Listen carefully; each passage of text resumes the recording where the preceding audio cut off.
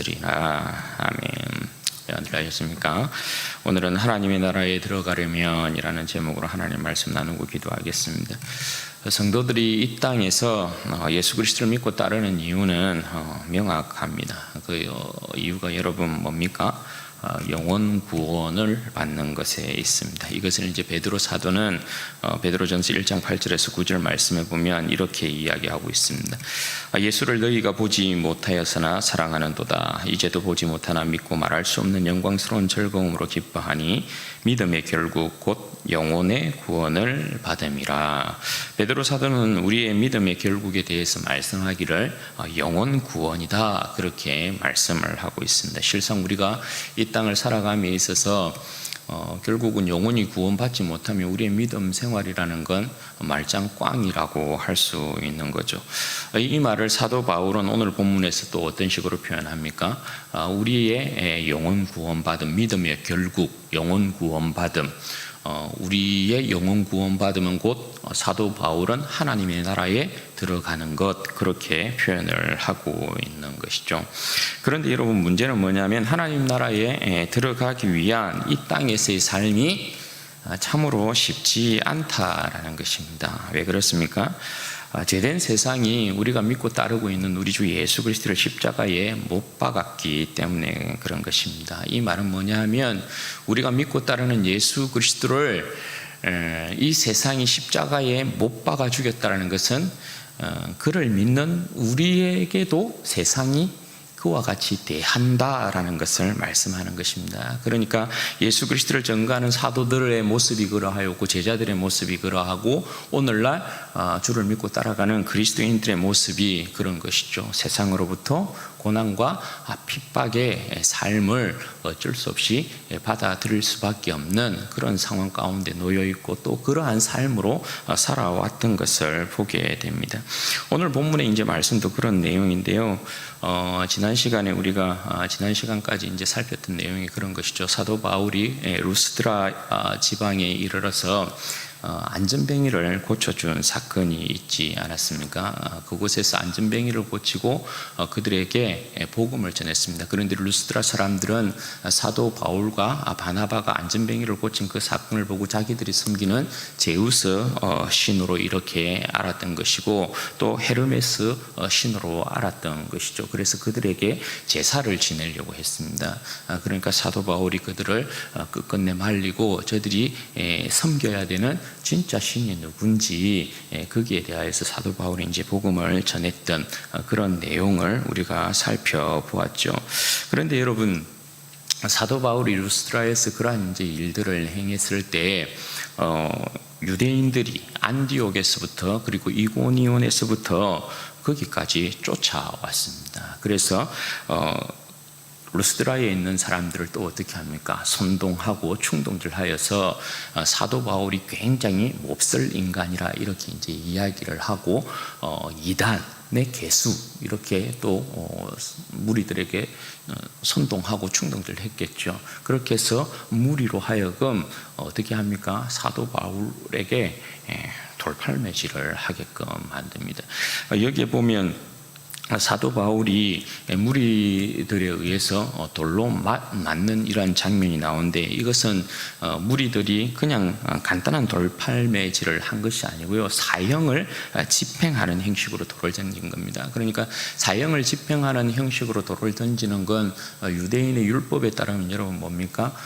참남한 죄를 저질렀을 때 돌을 던지는 것이죠. 돌은 손을 대지 아니하고 그 죄인에게 형을 집행하여서 죽이는 방법이거든요. 부정을 묻히지 않는 방법이에요.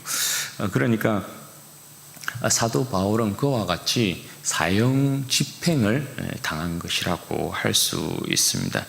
그러니까 그들이 돌을 이렇게 던져서 사도 바울을 죽음으로 이렇게 몰아넣는데 직접 또 보니까 어때요? 사도 바울이 이제 돌에 맞아가지고 꼼짝 못하고 그냥 죽은 자처럼 그렇게 있었던 것이죠. 그렇게 이제 사람들이 사도 바울이 죽은 줄 알고 그 무리들이 어떻게 합니까? 사도 바울을 시외로 끌어다가 그냥 내어버려 버리는 것입니다. 그렇게 사도 바울이 버림을 당했는데 제자들이 또 와가지고 진짜 죽었나? 사도 바울이 어떻게 되었나 싶어서 제자들이 사도 바울을 이렇게 삥 둘러선 것입니다. 그때 이제 사도 바울이 다시금 일어나게 되죠. 그건 여러분 뭡니까? 주님께서 사도 바울을 죽음의 권세에서부터 지켜주신 그 내용이라고 할 수 있는 것이죠. 사도 바울이 여하튼 루스드라에서 그렇게 돌팔매질을 당하고 다시금 일어나서 그 다음 날 어디로 가냐 하면 드베라는 곳으로 또 가게 됩니다. 드베에서 도착해서 사도 바울이 또 어떻게 합니까? 사도 바울의 사명은 딱 하나예요. 이방인에게 복음을 전하는 것이죠. 그러니까 드베에서도 사도 바울이 복음을 열심히 전했습니다. 그래서 그곳에서도 많은 제자들을 얻었다. 성경은 그렇게 말씀을 하고 있습니다. 그런데 이제 이후에 이 내용에 보면 사도 바울이 드베에서 이제 복음을 전하고 이제 거기에서 이제 뭔가 사역 1차 전도 여행이 끝났으면 바로 어떻게 합니까? 바로 수리아 안디옥으로 다시금 돌아가도 되거든요. 안디옥 교회가 사도 바울을 파송했으니까. 그런데 사도 바울이 드베에서 복음을 전하고 난 이후에 어떻게 다시금 그 전도 여정을 짜느냐 하면 자기가 복음을 전했던 곳으로 다시금 돌아갑니다. 여기 보면 21절에 보면 그렇게 이야기를 하죠. 드베에서 복음을 전하고 루스드라, 이고니온, 안디옥으로 돌아가서 이렇게 이야기합니다. 그러니까 여기에 루스드라, 이고니온, 안디옥은 사도 바울이 1차 전도 여행을 했던 중심 지역이에요. 그 사도 바울이 계속해서 복음을 전해왔던 지역이란 말입니다. 사도 바울이 다시금 그쪽으로 돌아가는 거예요. 아니 엊그제 루스드라에서 안전병이 고쳐가지고 그렇게 복음을 전하다가 유대인들의 충동질에 의해서 돌에 맞아 죽을 뻔했잖아요. 그러면 어떻게 하겠어요? 그것은 피해서 갈 수 있는 거잖아요. 그런데 사도 바울은 어떻게 하냐면 그것을 다시금 돌아가는 거예요. 여러분 아시다시피 사람에게 있어서 이 상처라는 건 쉽게 아무는 것이 아니잖아요. 특별히 죽을 지경까지 이르게 되어지는 어떤 상처나 그 상처가 트라우마로 이렇게 이제 남게 되는 경우에는 굉장히 치유하는데 오래 걸릴 수 있는 거잖아요. 그죠? 그런데 사도 바울은 아랑곳하지 아니하고 엊그제 돌에 맞아 죽을 뻔한 그곳으로 다시금 돌아가요. 계속해서 루스드라도 그렇고 이고니온도 그렇고 안디옥도 비시디아 안디옥에서도 마찬가지죠. 계속해서 유대인들이 사도 바울을 대적하고 핍박하고 무리들을 선동하고 죽이려고 하고 그런 곳이거든요. 그런데 사도 바울은 다시금 그것으로 돌아갔다라는 것입니다. 왜 여러분 사도 바울이 분명히 자기 나름대로 마음에 아픔도 있고 상처도 있고 트라우마도 이렇게 있을 텐데 왜 돌아가기로 이 여정을 그렇게 짜고 있는 것일까요? 그건 무슨 이유겠습니까? 왜 사지로 누가 시키지도 않았는데 왜 사지로 다시금 돌아가려고 했던 것일까요? 그건 다른 이유가 아닙니다. 하나님 앞에서 그가 받은 사명이 있기 때문에 그런 것이죠. 사명이라는 게 여러분 그런 것 아닙니까? 사명이라는 건 자기가 좋다고 좋은 것만 하고 싫다고 하기 싫다고 안 하고 이게 여러분 사명이 아니라는 것이죠. 사명은 주님의 명령이에요. 주님의 명령. 주님의 명령은 싫어도 해야 되고 좋아도 해야 되고 사명이라는 건 그런 것 아니겠어요? 그것이 여러분 신화된 도리라고 할 수 있고 종된 자의 자세라고 할 수 있는 것이죠. 사도 바울은 그런 부분에 있어서 주님 앞에서 사명을 받아든 충성스러운 종이었다라는 것입니다. 따라서 다시 사지로 들어가서 자신의 사명을 감당하기 위해서 그곳에서 곳곳에서 전도하고 제자를 삼았던 그들을 다시금 만납니다. 그리고 제자들을 위로하고 그들을 굳건하게 세우곤 한 이후에 오늘 22절 이후에 이 말씀에 보면 다시금 사도 바울이 지역들을 거쳐서 최초로 그를 선교 파송하였던 수리아 안디옥으로 돌아오고 있는 것을 보게 됩니다. 여러분 사도 바울이 수리아 안디옥으로 이렇게 이제 돌아왔다라는 건 뭘 이야기하는 것이겠어요? 23절에 보면 26절에 보면 그런 표현이 있죠. 거기서 배 타고 안디옥에 이르니 이곳은 두 사도가 이룬 그 일을 위하여 전에 하나님의 은혜에 부탁하던 곳이라. 처음에 이 바나바와 사울을 안디옥 교회에서 따로 세우고 금식하여 기도하면서 그들을 따로 세워서 선교로 이렇게 선교사로 한마디로 보낸 거죠, 그죠? 그런데 이제 그때 교회가 두 사람을 보내면서 금식하며 기도했다고 했습니다. 금식하며 기도했다라는 건 그들을 은혜 가운데 하나님 앞에 부탁했다라는 거죠. 오늘 말씀처럼. 그러니까 사도 바울과 바나바가 다시금 수리아 안디옥으로 돌아왔다라는 건 그 모든 여정 가운데 무엇이 함께했다라는 거예요? 하나님의 은혜가 그들과 함께했다. 하나님의 은혜가 그들을 지키고 있었다. 그것을 이야기하는 것이고, 하나님은 그렇게 은혜롭게 그의 종들을 붙들고 계셨다라는 것이 여기에서 이제 증명이 되고 있는 것이죠. 여러분, 오늘 바울이 제자를 만나서 위로하고 굳건하게 한 내용이 여기에 보면 이제 있는데 세 가지 내용입니다. 세 가지 내용. 이것으로 오늘 우리도 함께 은혜를 나누고자 하는데요. 첫 번째 보면 22절에 이제 그 내용이 다 나와 있어요. 22절에 사도 바울이 그가 가는 곳곳마다 전도하면서 제자를 삼은 그들을 위로하고 굳건하게 세움에 있어서 사도 바울이 어떻게 그들을 위로하고 굳건하게 세웠느냐. 첫 번째는 뭡니까? 제자들에게 마음을 굳게 하여서 이 믿음에 머물러 있으라 이렇게 권했다 말씀하고 있습니다. 여러분, 그 시대도 그렇지만 이 시대도 그렇지만 그 시대도 그런 것이고요.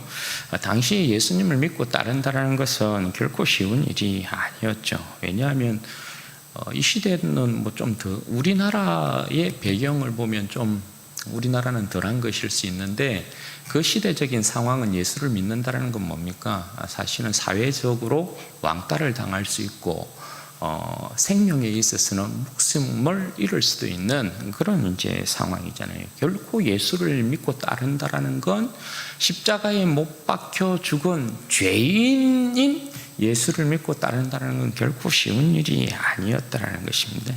목숨 걸고 믿어야 되는 그런 상황에 놓여 있는 그들의 모습, 이걸 또 그들은 직접적으로 눈으로 목격했잖아요. 사도 바울이 돌로 죽을 뻔한 그러한 이제 상황도 그들이 보았고, 유대인들이 계속해서 충동하여서 사도 바울이나 바나바를 죽이려고 했던 그 상황들을 계속해서 그들은 눈으로 봤다라는 거죠. 그러니까 예수를 믿고 따른다라는 것은, 예수를 주로 시인한다라는 것은 죽을 수도 있는 문제이구나, 그런 것들을 그들은 생각할 수 있었다라는 것이죠. 따라서 바울이 무엇보다도 먼저 뭐라고 이야기합니까? 저들의 마음을 굳건하게 하라 이렇게 이야기합니다. 마음을 굳건하게 하라 그렇게 말씀합니다. 마음은 영혼의 자소라고 이야기를 하잖아요. 마음이 흔들리면 생이 심하게 요동쳐요. 마음이 무너지면 삶이 무너지는 거죠. 잠언 4장 23절에도 그런 말씀하잖아요. 모든 지킬 만한 것 중에 더욱 내 마음을 지켜라. 생명의 근원이 이에서 남이니라. 마음을 굳건하게 지킨다는 건 결단코 쉬운 일이 아니에요. 마음이 흔들리지 않게 굳건하게 붙잡는다는 건 결코 쉬운 일이 아니라는 거죠. 그래서 마음을 굳건하게 잡아야 된다. 그러면 마음을 굳건하게 이렇게 잡는 데 있어서 그 마음 중심에 반드시 자리 잡고 있어야 되는 게 뭐예요? 마음을 굳건하게 잡는다고 할 때 그 마음의 중심에 딱 서 있어야 되는 게 뭐예요? 이 믿음에 머물러 있으라. 이 믿음이 뭘 이야기하는 것입니까? 예수는 주와 그리스도가 된다. 그러니까 마음 중심에 예수는 주와 그리스도가 된다라는 이 믿음, 굳건하게 붙들고 있어야 한다. 그것을 이야기하는 것입니다. 이것을 놓쳐버리면, 이 예수가 주와 그리스도가 된다라는 이 마음의 굳건함이 흔들리거나 무너지면 여러분 어떻게 돼요? 진짜 그 인생은 모든 것들이 다 흔들리게 되는 것이고 다 무너지는 것이라고 할 수 있는 것이죠. 그래서 예수는 주와 그리스도가 된다라는 이 마음 중심의 이 고백, 이 믿음 꼭 가지고 있어야 된다, 이렇게 이야기하는 거죠. 우리 역시 여러분 그러하죠. 우리 마음에 예수의 주되심과 그리스도의 되심이 흔들리거나 의심케 되면 우리의 삶은 세상에 그냥 무너지게 됩니다. 그럼 여러분, 우리의 마음을 어떻게 지킬 수 있느냐? 예수는 주와 그리스도가 된다라는 이 믿음을 우리의 마음 가운데 어떻게 굳건하게 세울 수 있느냐, 지킬 수 있느냐? 여러분, 어떻게 하면 우리가 이 믿음 지킬 수 있을까요? 우리의 마음이 흔들리지 아니하고 우리의 마음을 굳건하게 어떻게 지킬 수 있을까요? 그건 다른 방법이 없어요. 적극적인 방법으로는 딱 한 가지예요. 그게 뭐겠어요? 하나님을 가까이 하는 거예요. 하나님을. 끊임없이 하나님을 가까이 하는데 우리의 마음을 지킬 수 있어요. 우리의 믿음을 지킬 수 있어요. 여러분, 지금 온 세상의 관심이 어디에 몰려 있습니까?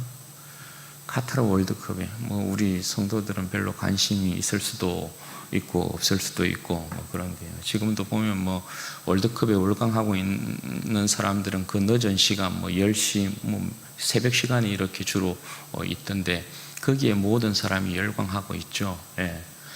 전부 뭡니까? 마음이 그렇게 가고 있는 거죠. 다른 거 생각하는 거 전부 그곳에. 대한민국 하게 되면 또 대한민국 축구하면 온 나라가 들썩들썩 하겠죠. 우리의 모든 마음이 그쪽으로 꽂히는 거예요. 여러분, 세상은 끊임없이, 그러니까 이런 정치권에서 모든 인생들로 하여금, 이 세상의 사람들로 하여금 자기가 권력을 잡고 정치 권력을 잡는 부분에 있어서 간섭하지 말라라고 하고 만들어낸 게 여러분 세계의 S 아닙니까? 그죠? 이 스포츠도 그 중에 하나고, 그죠? 정치에 너희들은 그건 관심 두지 말고, 그래서 정치인들이 만들어낸 게 스포츠, 그 다음에 스크린, 영화, 그리고 하나가 섹스죠. 너희들 그런 데만 그냥 푹 빠져서 그냥 너희들 인생 그렇게 즐기고 살아. 여기는 우리가 알아서 살기, 이런 거. 백성들의 관심을 그렇게 그냥 돌려놓은 거잖아요. 세상이 여러분 똑같습니다. 그리스도인의 마음을 항상 세상을 빼앗기 위해서 그렇게 무엇인가를 만들어냅니다. 예수 그리스도에게 집중하는 것보다, 하나님께 집중하는 것보다, 그리스도의 몸인 교회에 집중하는 것보다 세상의 영광에 더욱 집중하도록 만들고, 세상의 뭔가 화려한 것에 집중하게 만들고, 쾌락을 누리는 데 집중하게 만들고, 거기에 여러분 집중하게 되면 어떻게 돼요? 우리의 마음이 주를 믿고 따르는 우리의 마음이 반드시 여러분 흔들리게 되죠. 그렇지 않아요? 세상의 근심, 걱정, 기쁨, 즐거움, 그거 다 마찬가지잖아요. 세상의 근심, 걱정이 우리 가운데 오면 우리의 마음이 그렇게 흔들리는 거고, 세상의 쾌락이 우리의 마음을 붙잡아 버리면 예수님을 이렇게 교회에 나와서 예배하고 말씀 듣고 찬양하는 것보다, 그죠? 세상에 더 좋고 화려한 것, 쾌락 누리려고 그쪽으로 달려가는 것 아니에요? 똑같은 거예요, 그건. 그러니까 항상 우리가 점검해야 될 게 뭡니까? 내가 내 주 예수 그리스도로, 내 생명이신, 정말 내 생명이신 예수 그리스도를 내가 가까이 하고 있느냐? 내 생명이시고 내 영광이신 하나님을 내가 가까이 하고 있느냐? 아니면 세상을 가까이 하고 있느냐? 죄를 가까이 하고 있느냐? 세상을 기뻐하고 있느냐? 세상을 즐거워하고 있느냐? 이거죠. 주님을 가까이 하면, 주님을 가까이 함으로 말미암는 내 마음의 중심이 더욱더 견고하고 굳건해지고, 세상의 그 어떤 유혹이 와도 넉넉히 이길 수 있는 힘을 받게 되지만, 세상을 가까이 하면 가까이 할수록 이 믿음이 허물어지면서 세상이 우리에게 여러분 단 것 줍니까? 단 것 주죠. 그냥 잠시 단 것 줬다가 어떻게 합니까? 다 뺏어가는 것 아닙니까? 다 뺏어가는 것. 그게 세상이죠. 그러니까 속지 말아야 된다는 거예요. 그리스도인이 계속해서 더욱 우리가 힘쓰고 애쓰고 지켜야 할 것은 진짜 내 인생이 하나님을 가까이 하고 있는 인생이니까 이거 점검해야 된다는 것입니다. 그리스도인, 저는 개인적으로 그런 생각 많이 합니다. 이 세상을 살아가는, 주님을 믿고 따라가는, 예수를 주와 그리스도라고 고백하는 그리스도인의 삶의 실력들이 정말 없다라는 생각합니다. 네. 제 모습을 봐도 그런 것 같거든요. 참 실력이 없다. 어떻게 예수 그리스도를 주와 그리스도로 고백하면서 세상을 이기는 힘이 이렇게 없을까? 죄를 이기는 힘이 이렇게 없을까? 그리스도인의 삶을 살아내는 능력이 이렇게 없을까? 어쩜 이렇게 없을까? 왜 우리의 인격은 변하지 않을까? 왜 우리의 삶의 행실들은 변하지 않을까? 참 실력이 없다. 그런 생각 많이 해요. 여러분, 우리의 삶의 실력이라는 게 어디에서 나오죠? 네. 주님을 가까이 하지 않는 우리의 삶에 세상을 이길 실력이라는 게 있을 수 있나요? 능력이라는 게 있을 수 있는, 그런 거 있을 수 없거든요. 그러니까 여러분, 우리는 어떻게 해야 돼요? 어떻게 하든지 내 주 예수 그리스도를 가까이 하고 내 생명의 영광이신 하나님을 가까이 하는 일에 힘쓰고 애써야 한다. 무엇보다도 내 마음을 지키기 위해서, 내 믿음을 지키기 위해서 반드시 그리해야 된다는 거예요. 그리고 두 번째, 하나님 나라에 들어가려면 많은 환난을 겪어야 한다, 그렇게 말씀해요. 하나님 나라에 들어가려면 많은 환난을 겪어야 한다. 꼭 겪어야만 합니까? 그렇게 물으신다면 예, 꼭 겪게 됩니다. 그렇게 말씀드릴 수밖에 없을 것 같아요. 왜 그렇습니까? 우리에게는 명백한 사실이 있다, 그죠? 그게 뭡니까? 세상이 우리가 믿고 따르는 주 예수 그리스도를 십자가에 못 박아 죽였다라는 것입니다. 여러분, 그런데 우리가 예수를 주와 그리스도라 증거하는 삶을 살아가니 세상이 우리를 환영하겠습니까? 네. 세상이 우리를 환영할 이유가 없죠. 세상이 우리를 우리가 증거하는 예수를 그들이 받아들이면 세상은 먼저 자기들에 대하여서 무엇을 시인해야 돼요? 나는 죄인이다라는 걸 시인해야 돼요. 그죠? 왜냐하면 예수를 십자가에 못 박아 죽였으니까. 죄 없으신 예수 그리스도를 십자가에 못 박아 죽였으니까. 우리가 증거하는 예수를 환영하면, 저들이 환영하면 먼저는 자기들의 죄인됨을 인정하는 꼴이 된단 말이죠. 그런데 여러분, 세상 어떤 사람들에게 우리가 전도할 때 당신은 죄인입니다 하면 기뻐하는 사람이 있어요? 당신은 죄인, 버럭 화냅니다. 내가 무슨 죄를 지었냐고. 웃기는 인간들일세. 그러니까 회개하는 사람들을 보면, 예수를 믿을 때 회개하는 사람들을 보면 자기들 귀에 가장 거슬리는 한 단어를 꼽으라고 하면 죄인이라는 단어를 굉장히 많이 꼽습니다. 그동안은 내가 그냥 살아갈 때 그냥 그렇게 괜찮은 사람으로 이 사회에서 살아간 사람으로 자기를 생각하고 있는 사람들이거든요. 도덕적인 우월감에 취해 있든지 간에 그 사람은 한 번도 자신들이 죄인이라고 생각해본 일이 없어요. 그런데 예수를 환영하게 되면 그들이 죄인이라는 것을 인정해야 되거든요. 그러니까 절대 여러분, 세상이 예수 믿는 사람들을 환영하지 않는다라는 것입니다. 세상이 여러분 환영하지 않는다라는 건 뭘 이야기합니까? 우리가 믿고 따르는 주 예수를 십자가에 못 박은 것처럼 우리에게도 똑같이 대한다는 것입니다. 그래서 복음을 전하면, 그래서 길거리 찬양을 하면 아무런 상관도 없는데 지객들이 와가지고 간증했던 것처럼 침도 뱉고 욕도 하고, 예, 온갖 악한 짓을 하는 거예요. 예. 정말 못됐거든요. 예. 한 번은 제가 부산에서 사역할 때, 제가 중고등부 청소년들 사역하면서 우리 교사들이랑 밥을 먹은 적이 있어요. 횟집에서 식사를 하는데 안 믿는 사람들이 이렇게 식사를 하고 있더라고요. 그리고 우리가 이제 믿는 사람인 걸 자기들이 이제 알게 되니까 식사 기도를 했어요. 식사 기도를 하고 나니까 옆 뒤에서 어떤 말들이 오고 가냐 하면 일부러 우리들을 하고 우리 열받으라고 온갖 세상의 그 음담패슬 더러운 이야기들 있잖아요. 그런 이야기들을 막 쏟아내는 거예요. 그냥 그렇게 악하다니까요. 세상은. 예수 믿는 사람들을 절대 우리가 뭐 주들에게 뭐 잘못을 했습니까? 그냥 밥 먹으러 온 건데 자기들이 우리에게 억가심정을 가지고 그렇게 할 이유가 뭐죠? 그런데 여러분, 세상이 그렇다는 거예요. 세상이. 사도 바울이 여러분 디모데에게 이야기할 때도 이야기하는 게 뭡니까? 우리는 예수 그리스도를 부인할 수 없잖아요. 예수 그리스도를 따름에 있어서 우리의 이 믿음의 길을 포기할 수 없잖아요. 그래서 어떻게? 우리는 예수 그리스도 정감이 이 땅을 살아야 하고, 그래서 사도 바울이 디모데에게 이야기할 때 너는 복음과 함께 무엇을 받으라고요?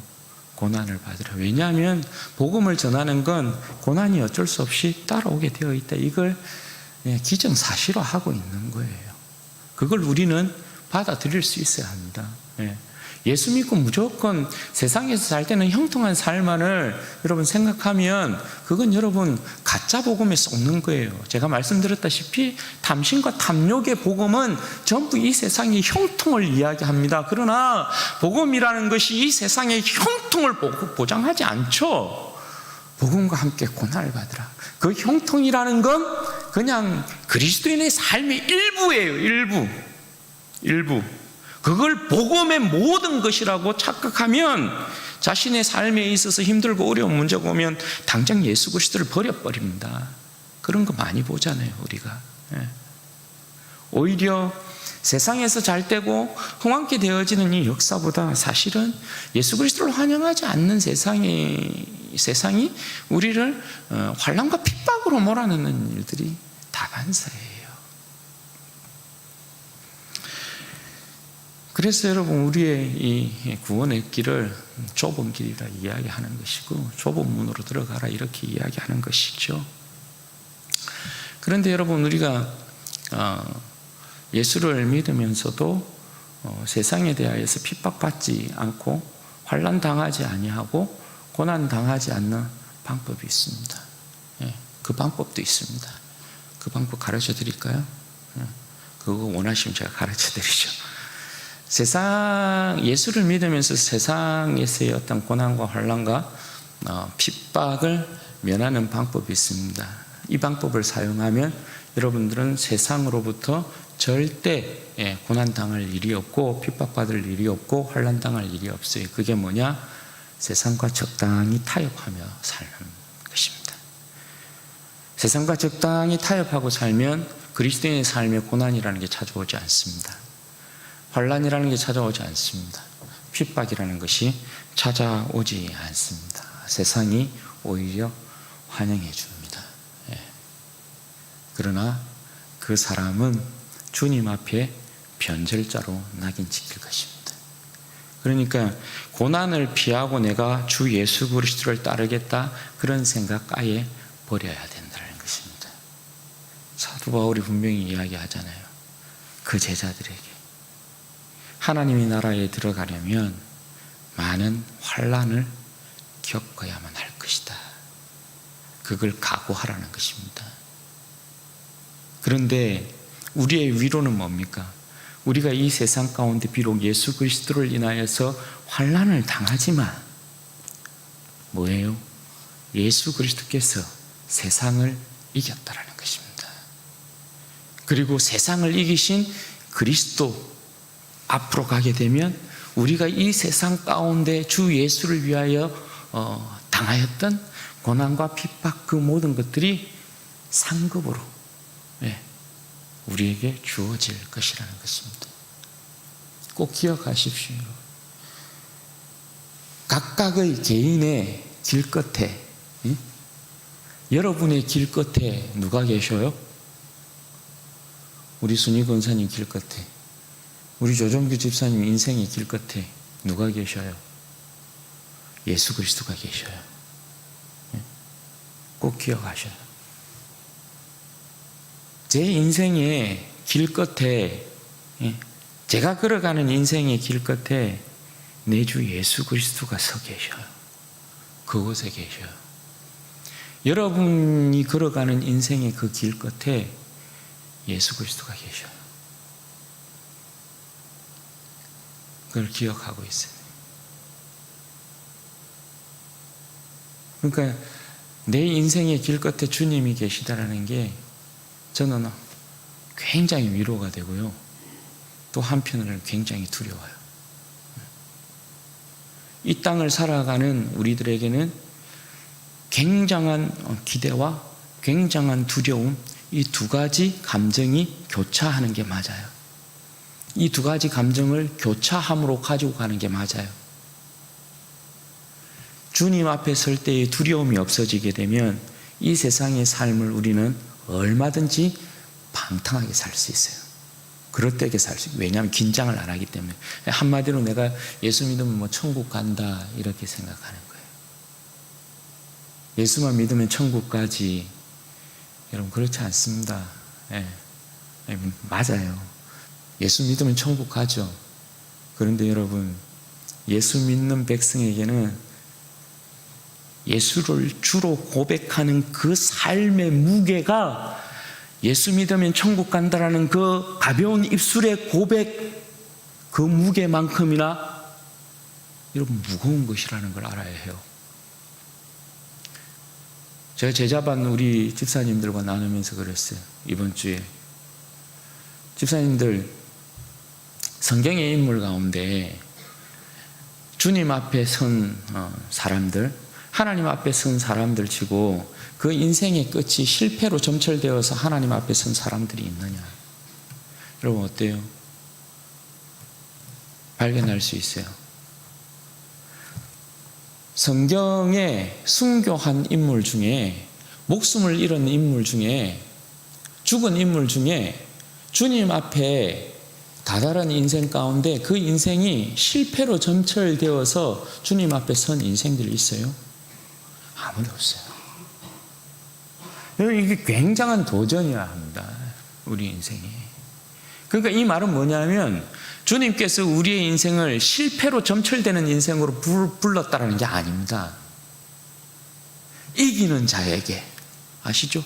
계시록의 모든 7교회에 주님께서 생명의 약속을 주는 사람들은, 생명의 약속을 받는 교회는 전부 다 이 세상을 이기는 자입니다. 이기는 자. 굉장히 중요하다고요. 그게 우리의 삶이 주님을 따름에 있어서 우리의 삶의 이 내용 또한 굉장히 중요하다고요. 그러니까 내 인생의 길 끝에 내 주님이 계시는데 한편으로는 두렵과 떨림으로, 한편으로는 내가 이 세상의 고난을 당하지만 주님께서 나를 위로하실 것이라는 그러한 기대, 설렘으로 그렇게 가는 게 맞아요. 그리고 마지막으로 세 번째, 교회를 굳건하게 하기 위해서 오늘 여러분 여기에 보면 어떻게 합니까? 23절에 보면 장로를 세웁니다. 장로를. 일꾼을 세웠다 이 말이죠. 여기서 말하는 장로는 여러분 지금의 지리 장로를 이야기하는 게 아닙니다. 지금의 지리 장로를 이야기하는 게 아니고 지금의 목사를 이야기하는 것입니다. 장로교 정치라는 것은 원래 교양이나 감독, 정치, 그리고 해중 정치라는 것이 있는데 그 정치 체제를 이야기하는 것이 아니라 지금의 목사들을 통한 정치 체제를 이야기하는 것입니다. 간혹 성도들 중에 우리가 장로교회라고 하니까 지금의 이 지리 장로를 통하여서 교회 정치가 이루어지고 모든 것이 이루어진다라고 이렇게 생각하시는 분들이 있어요. 그런데 여러분 그 장로를 이야기하는 것이 아닙니다. 지금의 지리 장로에 대한 이야기를 하는 게 아니라 이전에는 지금의 목사를 장로라고 이렇게 불렀어요. 그래서 장로의 집합체를 영어로는 프레스비테리안, 장로교인은 프레스비테리안 이렇게 이야기하고 장로회를 프레스비테리 이렇게 이야기합니다. 그러니까 노예는 여러분 목사 장로들이 모이는 곳을 이야기하는 것이죠. 그러니까 그들을 통한 교회를 돌아보고 말씀을 전하고 그들을 통한 교회의 정치를 행하는 것을 이야기하고 있어요. 지금의 그러면 지리 장로들은 여러분 뭘 이야기하는 것이에요? 지금의 지리 장로들은 목사 장로를 도와서 평신도들 중에 믿음이 있고 충성된 자들을 세워서 함께 동역하게 만드는 거예요. 그래서 성도들을 돌아보게 만드는 거예요. 믿음이 연약하고 나약한 자들, 위로해야 될 자들, 그들을 돌아보고 세우는 역할들, 그렇게 만드는 거예요. 그러니까 여기서 이야기하는 사도 바울이 장로를 세웠다는 건 결국 뭡니까? 교회의 일꾼을 세워. 지리 장로도 마찬가지고 권사도 마찬가지고 집사도 마찬가지고 모든 교회의 직분자들은, 그러니까 목사 장로도 마찬가지예요. 모두 뭡니까? 주님의 몸된 교회를 세우기 위한 것이에요. 일꾼들을 세워놓고 사도 바울이 어떻게 이야기해요? 그들을 23절에 보면 주께 위탁했다, 그렇게 이야기를 해요. 그러니까 교회의 주인은 누구라는 것입니까? 교회의 주인은 예수 그리스도인 거죠. 모든 직분자들이 목사 장로도 그렇고 지리 장로도 그렇고 집사도 그렇고 권사도 그렇고 모두 충성해야 될 분은 한 분, 우리 주 예수 그리스도밖에 없다라는 거예요. 모두 뭐예요? 교회의 일꾼을 주님께 위탁했다. 그러면 모든 일꾼들은 어떻게 해요? 주님의 진리의 말씀 가운데 충성해야 되는 거예요. 주님의 진리의 말씀 가운데 사람에게 충성하고 사람의 세를 규합하고 여론을 조성하고 사람들의 어떤 눈치를 보고 그런 게 아니에요. 그런 거 주께 위탁했다, 이 말은 뭐냐 하면 모든 주님의 몸된 교회의 영광을 위한 모든 직분자들은 주님의 진리의 말씀에 근거하여서 주님 앞에 충성해야 된다, 이걸 이야기.